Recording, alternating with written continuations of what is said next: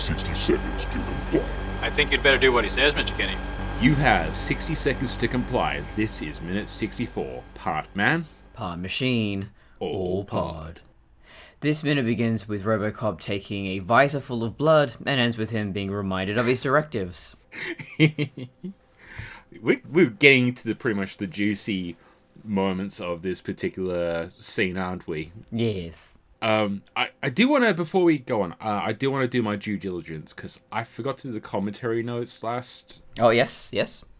I'll probably, if there wasn't anything significant on there, I'll probably just skip through it. However, there is one thing, and I think this is worthy of going back to.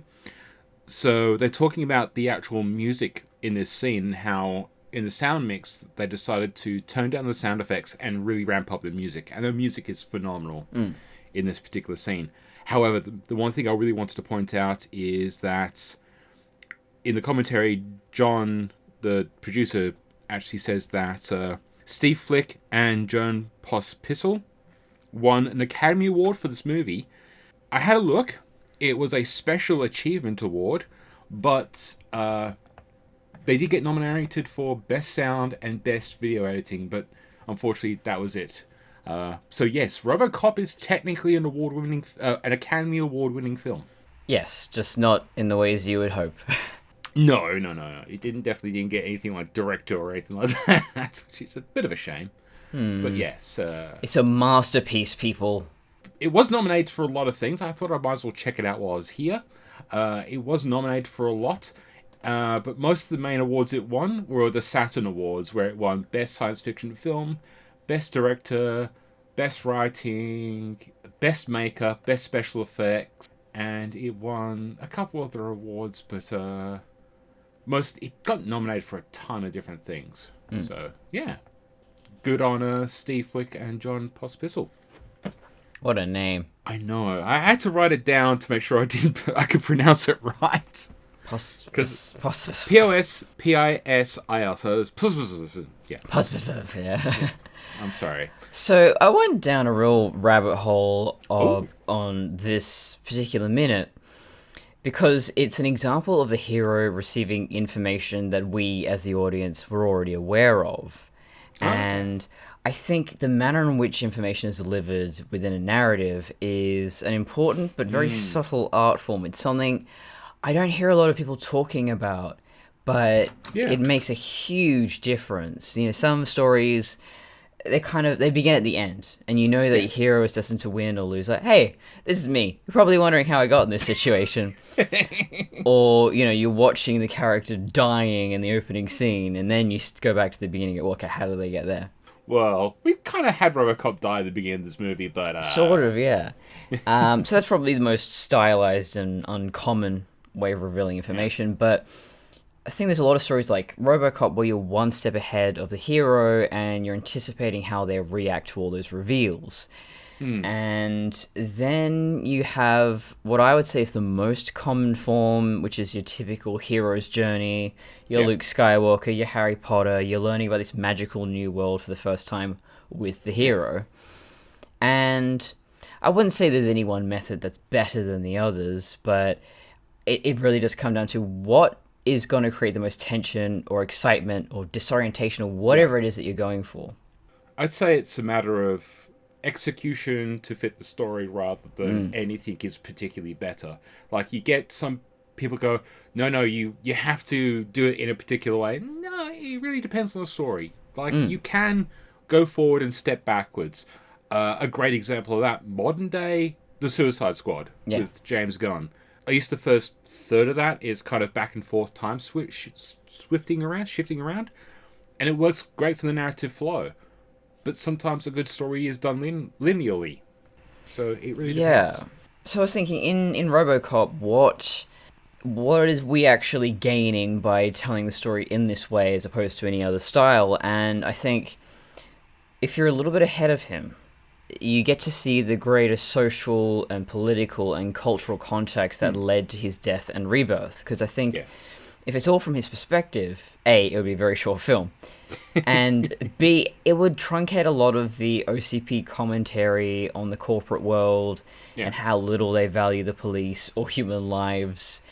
And we're seeing all of that before Robocop is even awake, you know? Well, as part of what we are doing, analysing this, going back over the minute, watching this, having watched this movie 2-3 times, okay, 2-3 dozen times, and then going back over these minutes and analysing it, we can pick up those nuances that the first time viewer might not get as well.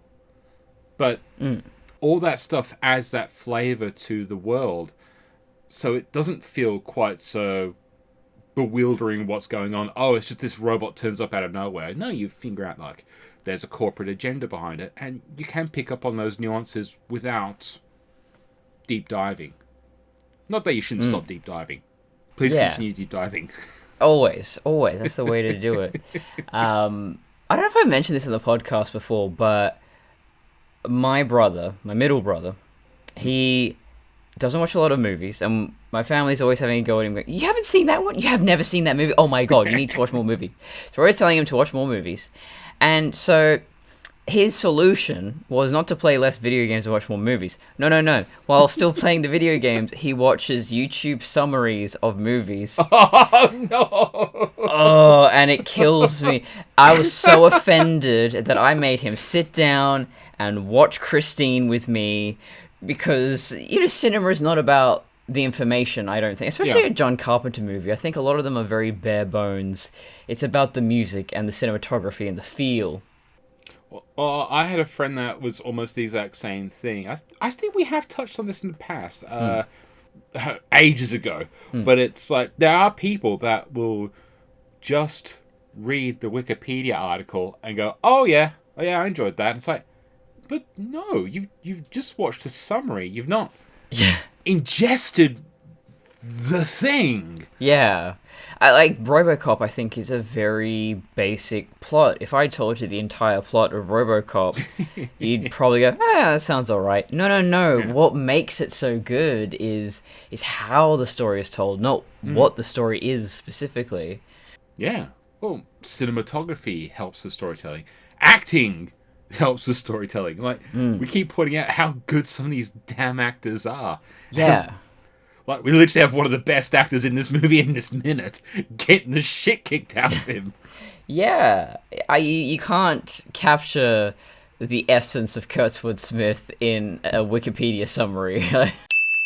No. And even the memes don't do him justice, but they're mostly 70s show memes. Yeah. I mean, there are movies that people talked about a lot, and I felt I really know how I'm going to feel about this film. I don't need to watch it. But okay, maybe a year or two later, it's on Netflix. Okay, let's give it a go. And then I realized, actually, this is way better than I expected. I mean, I know everyone hates it, but this is really good, at least to me.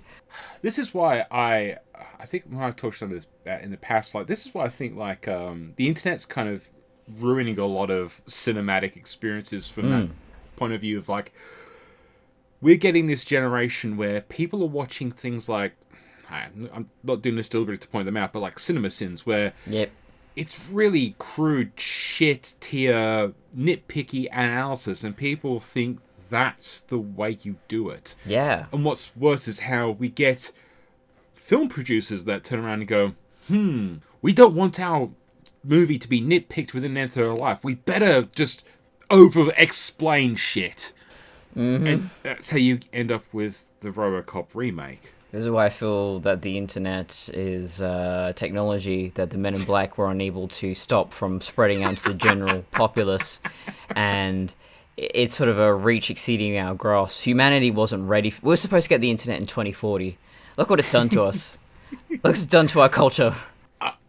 I don't want to sound doomerish, but a part of me is also thinking, I'm not sure if humanity would ever be truly ready for the internet. No. And at the same time, maybe it could have been forced onto us earlier so we could get through this, but it's like any piece of technology. There's going to be a resistance, there's going to be embrace, and then there's going to be exploitation, essentially. Yeah, hopefully the film industry gets to a point where they realize, dickheads on the internet don't matter. I think we're getting there with, like, things like, say, the MCU. I don't think Kevin Feige looks on Reddit and goes, oh shit, we better do something differently. All these people are really complaining about the wokeness of our films. No, they're just going, I just want to do cool shit. And then you get J.J. Abrams who goes, I need to get plot points for this last Star Wars movie. Better hit Reddit. Oh, shit. I'm not... They're already guessing the ending. I gotta change the ending now. It's not even that. It's just like, Jesus fucking Christ. Because I have done that. Yeah, I know. Which is even stupider. Yeah, if someone guesses the ending of my story, so what? It was about the journey, not the destination. I think the only director I can think of that comes to mind at the top of my head is Nolan, who is someone who writes these very dense, some might say convoluted, plots. So if you see it summarized, you may actually benefit in some way, but you're still losing...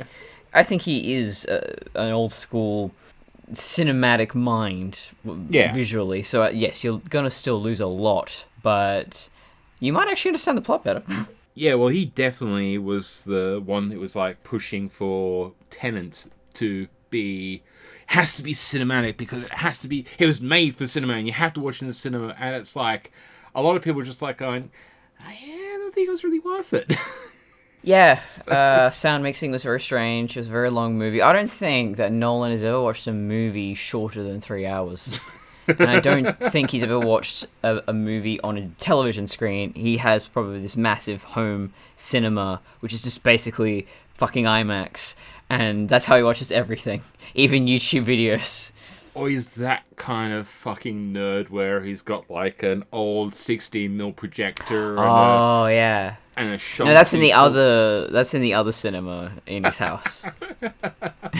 No, I mean it's just like he just bought like a broken down old midnight horror theater, and that's where he just watches his movies. Shit, I would love that. I want that. Too. Yeah. That's one of the things I always thought that was missing in Perth was that I wish there was like a midnight cinema that just screened old films. You hear this kind of a grindhouse type thing. Yeah, you hear about these happening in America, and like the monthly Rocky Horror Picture Show screening in some of these places. And we got Luna. Yeah, but I'm talking like, very, very independent. They just show old movies, not really a lot of newer movies or obscure or foreign films, but just like old B-grade movies more than necessarily. Yeah, oh yeah, there's nothing like that here. No, I thought it'd be great if I had the money to, get an old cinema. Even like something like the Piccadilly would be perfect for that. Well, the rent wouldn't be perfect for it. Yes. But like an old cinema that's like not being used, or even just making something like that, and I think that would be a great night spot. And yes, let's do it. Let's go into business together. Yeah, my budget's not really good for that. But I tell you what, if we start a Patreon for Robocop... Yeah, if you guys want to fund our Grindhouse all-night cinema project, go ahead. a weekly screening and recording of Robocop of 60 seconds to comply. We just watch the 1 minute. Yeah, we will project it on the screen, and people can watch us record the show live. Oh, that's the other thing is like, you hear about these dedicated pod recording places like, oh man, I kind of wish we had some of that. Yeah. Oh, yeah, right now I'm just facing my wardrobe, hoping that the clothes will dampen any echo. Not that precious, but I certainly can be anal enough. Anyway, Robocop. So that was all my notes for this minute, so... Oh, jeez, it's going to be a short minute unless I can come up with some crap. No, no, I just want to double back onto your narrative, linear versus non-linear, third person, and information, because I think it's actually a really good way to bring it up, because I think this scene works well with that as a notion. Or at least these next 2 minutes, because I brought it up a couple of minutes ago, how I don't consider this to be Murphy.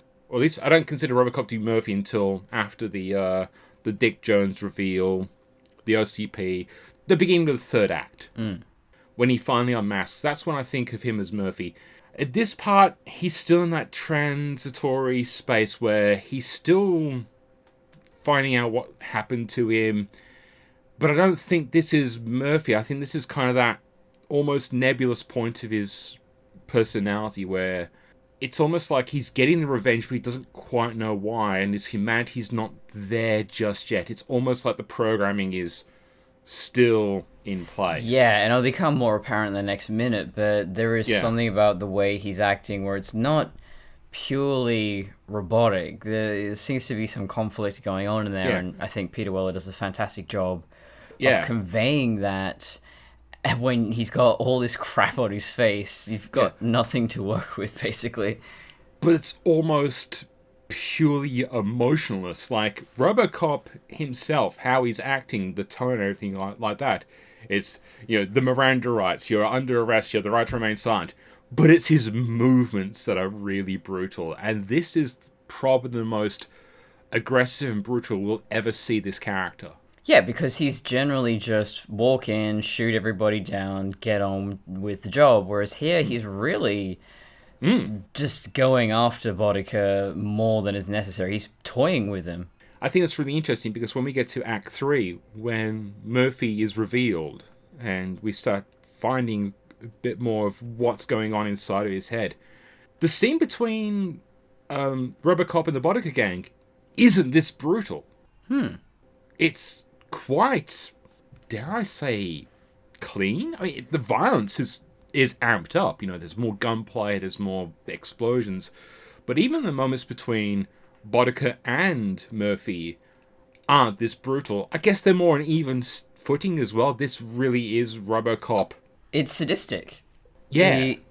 I don't know if there's anything in the novelization. Did you check about the scene? Well, I did. Because there's one. So it feels in the book a lot more played for. Robocop has a bit more of a personality. It's very much that thing where Robocop, I won't say it's more sadistic, but he's like, he cracks wise a bit more. He's a lot less stoic. But there's just this one moment. So in the screenplay and the book, at this point, Clarence has a grenade. Again, I think it's a callback to the previous moments where, Clarence blows up, I was going to say Norton. Fucking reboot. And it's like a, thing of like, it's a showdown, like, grenade, gun, blah, blah, blah, blah, blah. Clarence has attempted, to stalemate Robocop. Robo smiled slightly. In one smooth motion, he swung his free hand up, caught Clarence in the scrotum, and lifted him high into the air. Robo's hand continued in its arc before letting go, Clarence soaring wildly into the air, letting the hand grenade tumble loose. Boddicker crashed through a painted wall-to-ceiling supermarket window, sending countless shards of glass spinning into space. And the grenade just landed somewhere else. And it's actually at this point is where Robocop actually holsters the gun. Which we don't see, but we don't need to see. We can just assume when Robocop doesn't have a gun, it's holstered. Yeah, that's a bit disappointing because I think, well, if it was Alan Dean Foster, he would definitely have gone way into Robocop's head and his dreams and all that. But I can imagine, if I was novelizing this scene, I would really want to explore the conflict that's going on in him, that he has his directives, but he just can't, arrest this guy or get it over and done with. He needs to draw this out. He needs this guy to suffer, but he doesn't understand why. Well, I think the reason why we're not seeing that in the script and the book, especially not the book, is that I don't think that was baked in. Yeah, I'm wondering if Weller himself maybe had an influence. I have some commentary notes that might shed a bit of light to this. I'm just trying to remember if it's this minute or next minute, to be honest. No, it's this minute. So, originally, it was planned that glass throwing scenes, or moments, and the Miranda Rights moment were going to be separate. I think it was going to be like, Robocop was going to smash him all through the glass, and once he was basically on the floor, reading the Miranda Rights. So Paul thought it was more interesting to cut it up between the two things. So glass smash, Miranda right, glass smash, Miranda right, glass smash, Miranda right. It's like almost a little bit more added brutality, but also makes it flow a bit better than just smash, smash, smash, smash, smash. You have the right to remain silent. Yeah, flows. There's a lot of flow there. And I think it really adds that brutality to what would almost be a kind of just clinical scene. Like in the remake. Yeah! I think that was a Verhoeven thing. As I think this script is kind of a bit of a mixture of both. Like, you know, it was written or rewritten on the fly. So a lot of it, like the additional dialogue's not in this script, but a lot of the direction is. So, yeah, that seemed to make a little bit more sense. Because the commentary was still talking about sound from last minute, I do have one interesting note about that. In regards to, like, especially like the awards and all that, the sound of Robocop is one of those things they wanted it to be a unique sound. Something they hadn't heard before. And specifically, they're talking about the feet. Originally, they had kind of like a metal on concrete kind of clomping sound. It just didn't sound good. And so they wanted a sound that, according to Paul, was interesting but subtle, but not overwhelming. Yeah. And they actually allude to what they ended up using was a sound akin to a tank tread. Oh, yeah. That's why, you know, it's got that kind of, like that thud. Yeah, there's thud. certain sounds that they're too harsh or they're too distinct to be used in such rapid succession, and this has happened a lot with Transformers. I'm fascinated with the transformation sound because it's been used in various ways to varying degrees of success over the years, and I think the films, to their credit, do it well where it's in there, but it's mixed in with a lot of other noises that you would expect this big metal thing to be creating when transforming and moving with the environment. So, there's cartoons that they just insert that, then they press that button over and over again, and that's it. Well, in the cartoons, it's a shortcut. Yeah. Especially 80s cartoons were done as cheaply as humanly possible, unless you're Masters of the Universe. Transformers was a phenomenally cheap cartoon. And if you can have a Transformer transform within like 5 frames in increasingly implausible ways and just mask it with a sound, it works. Yeah. The problem with the live action movie is that you've got an object that's interacting in a physical space, 3D space, that's interacting with our world. So we have a observable relationship to that world. That's when things get weird. That's Uncanny Valley stuff as well. Yeah, you can cut so many corners.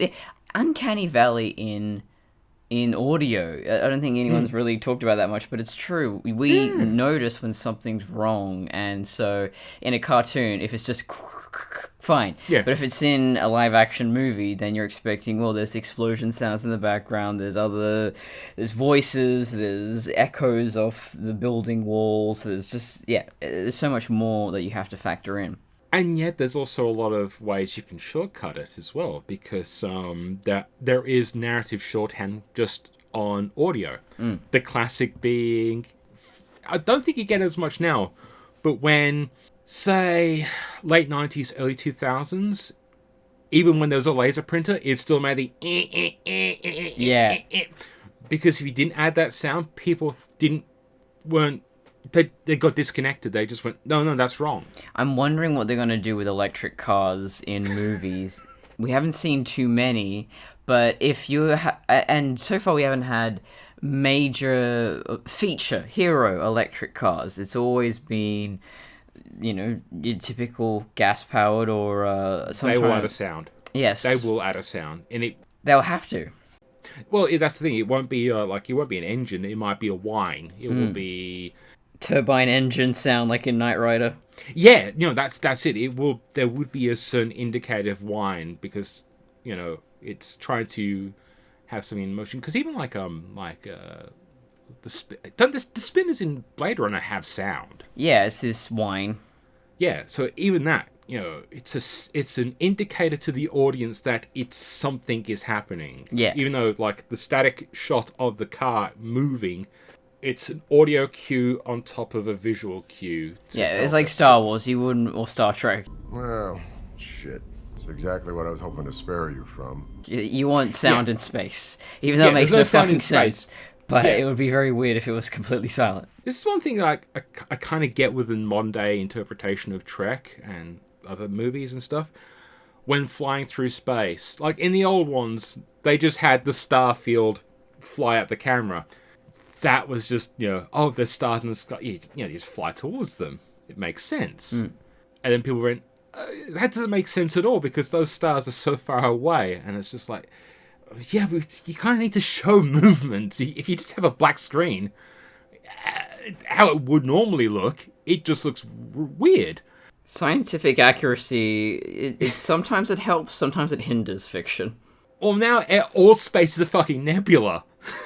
Yes. Because of that kind of... Again, fucking CinemaSins logic. All space is now a nebula because you have to show movement through it. There's an episode of Voyager where they go into a sector of space where there's no stars. I think it's like called the Void. And like they're all going crazy because there's nothing visually happening outside the ship. Welcome to real space. It's one of the few episodes of Voyager I actually liked. So, yeah. That would be scary as shit, though. If you're just floating in blackness. Just more blackness. But that's how space travel would be. Terrifying. I'm not ready. Don't make me. They just digitally impose stars on the They put it on the view screen so I don't get scared. the Windows screensaver. They just Captain, digitally impose it on. What? It's like I got a new recruit or something. The cadet walks up to the view screen. Captain, there's these white scraping it off. What is this? Oh, it's the stars they painted on so I don't get scared.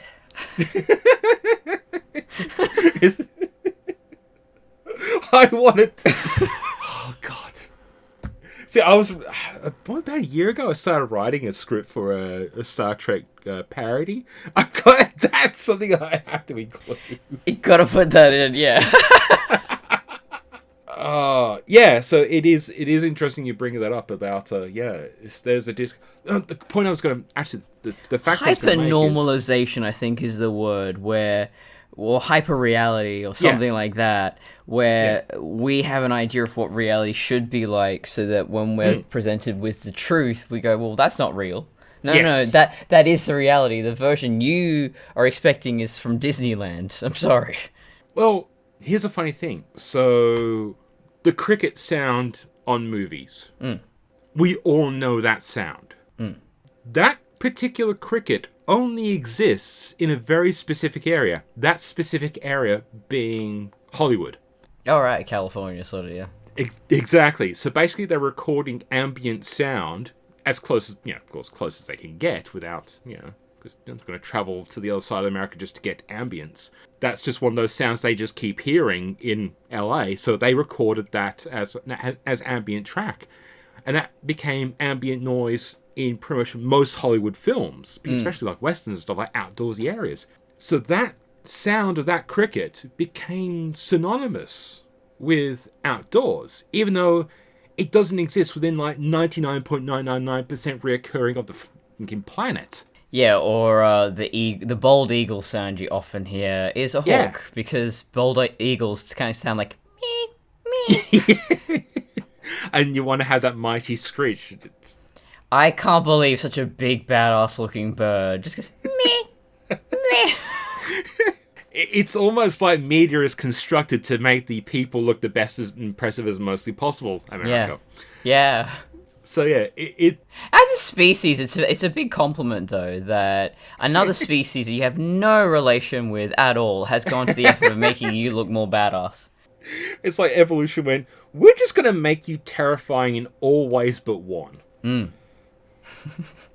We can't give you everything.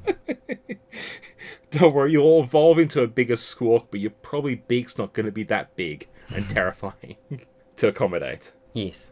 Oh, I think we've delayed this long enough. I'm out of my notes. Yeah, well, the only one last thing I wanted to say going back to narrative is first person and third person, or even second person, the very, very rare one. Yeah. And I think a lot of people make the mistake of thinking that film is inherently third person always. And that's not true, because I think, as we were saying earlier, the Star Wars and the Harry Potters and all that, that is more first person. And Robocop, by design, is third person. We're kept at a distance. We're let in fairly close to Murphy. But once he reawakens as Robocop, we're pushed back. We're not allowed that inside look into his mind. And it's fascinating how film does that. Because with a book, it's very obvious. It's, I am doing this, or she is doing this. You have to express that visually. Yeah, the film language around the perspectives is something that's really interesting to me, and I guess we'll get into it more in other minutes, because it is too much to get into in one time, but yeah. Yeah. Well, diegetically, we do have the first person's perspective in Robocop through the visor, but that's not a narrative perspective for the storytelling. That's more of a narrative device to show information in a context. It's not pushing the story forward. Yeah, to me, when we see through the visor, it's showing how much he isn't like a human being. Yes. Or it's showing how much he's lost, or he's changed, and how he isn't a human being anymore, basically. Well, we're going to have a very specific part of that in the next minute. Very specific. So we'll bring that up then. Oh, there was a movie I watched last year. It was this French movie from about the 60s, and it was fascinating because it was all shot from a great distance. You were just always watching from above or from the other side of the road. Is it in my watch history on Letterboxd? Shit, I know oh, nah. Oh, well. If I remember it next time, maybe I'll bring it up. I remember once, I think I actually registered for Letterboxd that I never used it. It's really handy. I like it.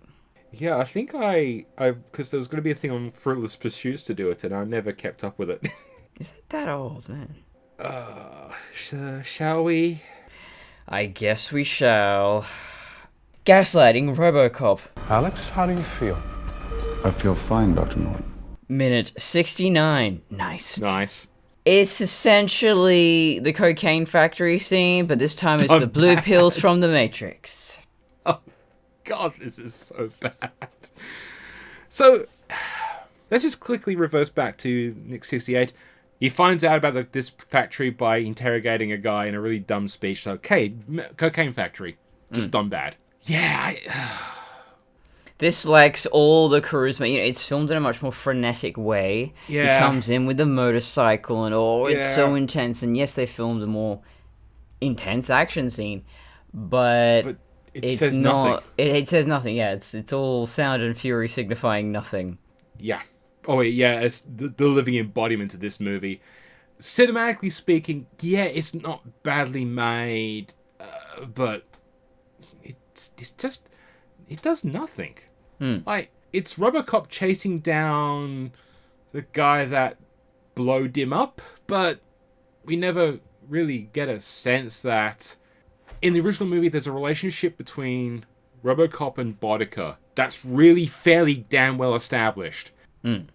We have none of that in this movie. So he's going after a guy that exploded him, but there's no dramatic tension there, and he just comes into this factory. He's just shooting everyone up, and it takes, like, seconds. I think this is a great example of how... Oh, well, hang on. Playtime was what... Okay. My brain finally snapped and remembered. It came back to me. I'll get back to the... Maybe I'll just record that separate... Or we'll record it after. No, that's fine. We'll talk about it now, because it saves us talking about this fucking film. Yes. But I was just going to say, regarding this minute, that... It shows that action scenes have to serve a purpose, and they can. Yes. Tell story just as much as any other kind of theatrical device that you like. Yes. But yes, going to Playtime, which is Jacques Tati, I think is how you pronounce it. 1967 film, and it's fascinating because it's a story almost without a plot or a central character. I mean, there's one guy who you follow, sort of, but it's really just observing about 24 hours in a city. And I think it's one of the, if you're a cinephile and you're interested in filmmaking, storytelling, it's a really important one to watch because it just throws away so much conventional tropes, structure. There's very little dialogue even. I struggle to remember what language it was in because I think it's French, but people barely talk, so... Well, yeah, that's not going to help. Now, I remember, I think it was Andy Warhol. He did like a 6-hour video, which is just the view from, I think, the Empire State Building. Empire State Building, yes. This movie haunts me because every podcast I'm on, some motherfucker has to mention it at least once.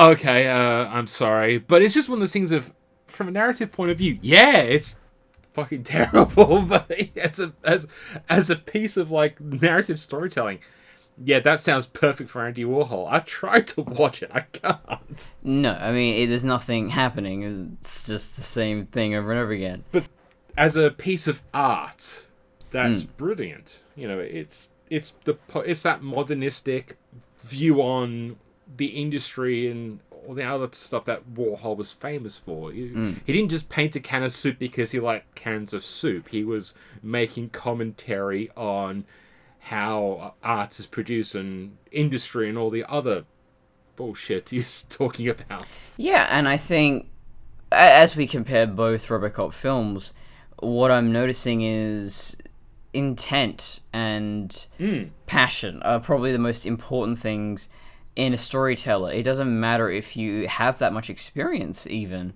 because if you have an idea and you're coming into it being very thoughtful, that can overcome a lot of your shortcomings. So in the case of this Robocop, it's huge budget, all the most competent people working on it. You know, it's not badly made in any structural way.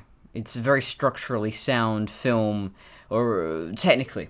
It is an extremely competent film in all the mannerisms of production. Yeah.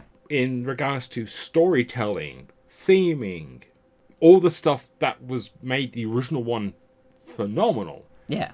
It's severely lacking. Yeah, and it's amazing to me that you can sink so much money and you can have so much talent behind you, but if you have nothing to say and you have no emotional investment in what you're making, it doesn't matter.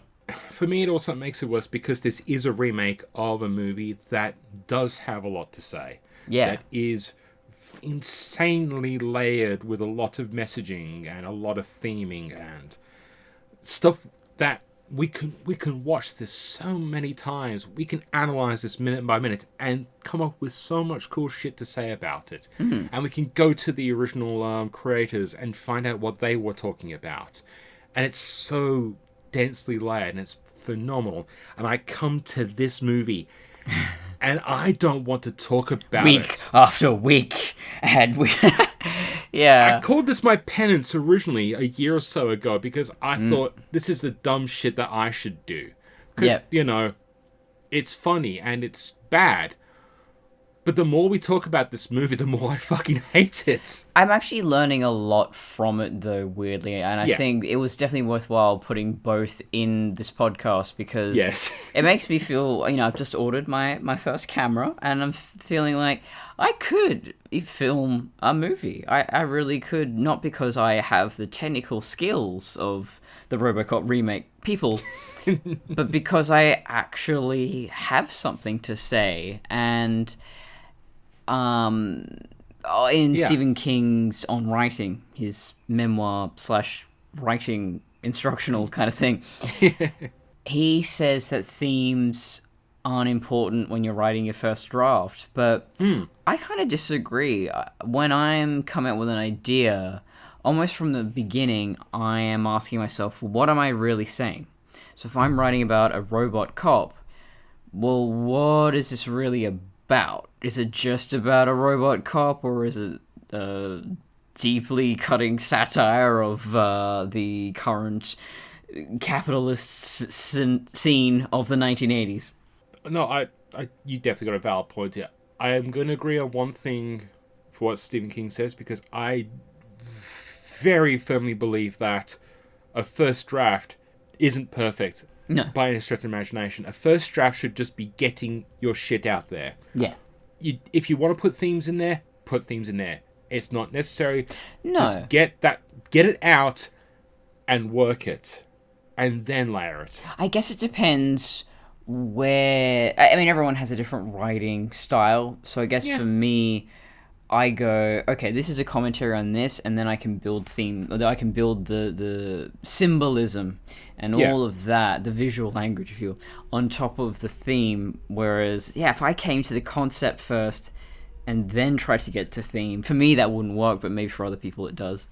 I guess I'm more of an editor than necessarily a writer. And not an editor as in like a copyright editor, but like an editor in the sense of like I edit video, I edit now podcast, and my brain is more about finding the pieces and then jumbling them together. Yeah. You find what's worth keeping, put it together, assemble something out of that. So it's more like building a house, really, than painting.